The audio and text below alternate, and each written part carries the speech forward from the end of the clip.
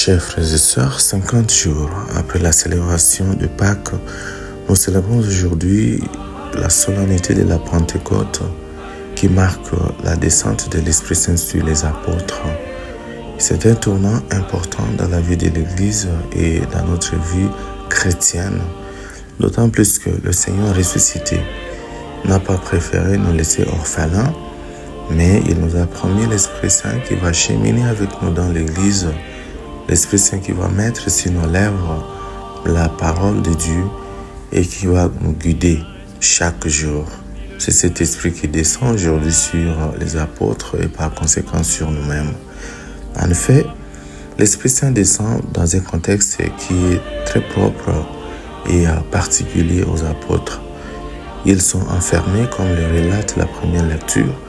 Ils sont enfermés quelque part par peur d'être agressés par les bourreaux de Jésus, c'est-à-dire ceux qui l'ont mis à mort.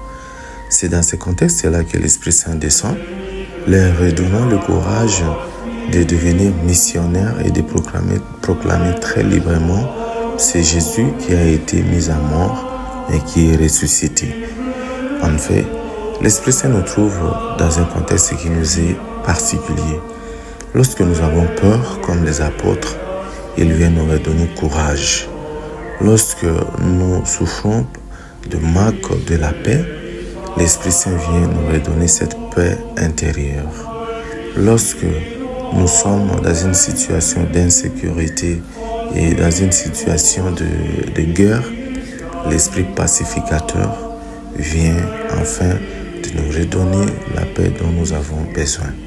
L'Esprit Saint descend toujours dans un contexte qui nous est particulier. L'Esprit Saint met sur les lèvres des apôtres une langue que tout le monde sait comprendre dans sa propre langue. Ça veut dire quoi? L'Esprit Saint vient unir l'Église. Quelles que soient les barrières linguistiques, les barrières ethniques, les barrières tribales, les barrières et tout ce qui peut nous séparer, l'Esprit Saint vient jeter un pont afin de nous rassembler. Le fait que les apôtres aient parlé leur langue et que tout le monde devait comprendre dans sa propre langue veut dire qu'il vient unir l'Église. Il vient pour ouvrir nos oreilles afin d'écouter le seul message de Jésus-Christ, lequel message nous conduit à la vie éternelle.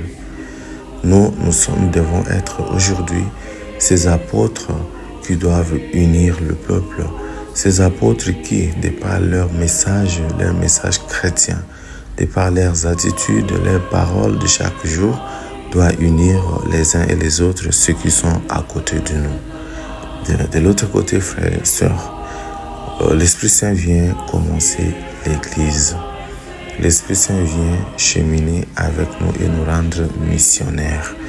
Nous devons être sensibles à ce message. Nous devons être sensibles à ce nouveau job que nous recevons de l'Esprit Saint.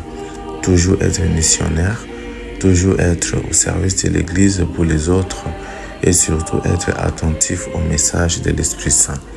Prions aujourd'hui afin que l'Esprit Saint qui descend sur nous rende vraiment courageux.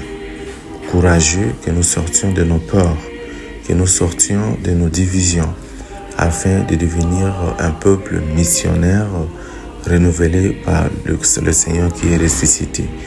L'Esprit Saint qui descend, qui nous rende des artisans d'unité, des artisans de paix, afin que nous puissions jeter des ponts entre le peuple dont la relation a été brisée. Que l'Esprit Saint nous rende la paix dont nous avons besoin, surtout dans notre pays, afin que nous vivions d'une manière pacifique. C'est l'intention que nous allons finalement offrir à Dieu à travers cette solennité de la Pentecôte. Amen.